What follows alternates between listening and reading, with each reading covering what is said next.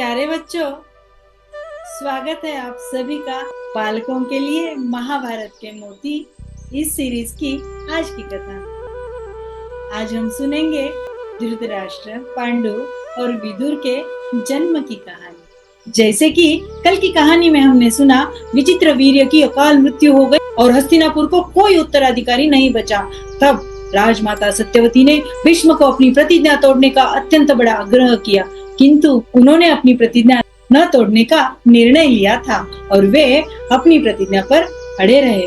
तब सत्यवती को अपने पुत्र वेदव्यास की याद आई। उन्होंने यह सोचा कि अब कोई उपाय ही नहीं बचा है। अब वेदव्यास मेरे वंश को आगे बढ़ाएगा और कुरु वंश का विनाश होने से वो ही रोक सकेगा। वेदव्यास जी सत्यवती और पराशर ऋषि के पुत्र थे। उन्हें वहां बुलाया गया। उनके आने पर उन्हें अंबिका और अंबालिका को संतान प्रदान करने का आग्रह किया गया। वेदव्यास ये वही दिव्य पुत्र है जिन्हें कृष्णद्वैपायन नाम से भी जाना जाता है और जिनके द्वारा महाभारत, वेद, पुराण, शास्त्र आदि लिखे गए हैं, रचे गए हैं। वेदव्यास जी मान गए। अंबिका से धृतराष्ट्र का जन्म हुआ जो जन्मांध थे। मान्यता यह है कि वेदव्यास जी जटाओं सहित जब अंबिका के कमरे में गए तो अंबिका उसे देखकर डर गई और डर से उसने आंखें बंद कर ली और इसीलिए उनसे जन्मा पुत्र मतलब धृतराष्ट्र जन्मांध थे।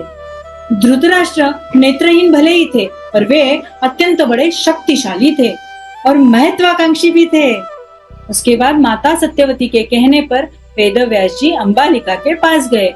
अंबालिका भी उनका वह रूप देखकर डर गई और पीली पड़ गई। उनसे जो पुत्र प्राप्त हुआ वे पीले वर्ण के थे, इसीलिए उनका नाम पांडु रखा गया। ये सब देख सत्यवती ने एक बहुत सुलझी हुई और समझदार दासी के पास कृष्णद्वैपायन जी को भेज दिया और उनसे जिस पुत्र की प्राप्ति हुई उनका नाम रखा गया विदुर, जो अत्यंत न्यायप्रिय और धर्मनिष्ठ बने। आगे चलकर वे कौरव पांडव के पथदर्शक और मार्गदर्शक बने। इस कहानी से यह सीख लेनी चाहिए, सच्चा ज्ञान जन्म और जाति से नहीं तो आचरण और विचारों से मिलता है। जैसे विदुर, वेदव्यास जैसे संतों का जन्म समाज का हित करने के लिए ही होता है। महान ऋषि वेदव्यास जी से आरंभ हुई कुरु वंश की नई पीढ़ी। कैसे हुई आज की यात्रा? अच्छी लगी ना? लाइक, शेयर और सब्सक्राइब तो बनता है। फिर मिलेंगे और एक कहानी के साथ। जय श्री कृष्ण।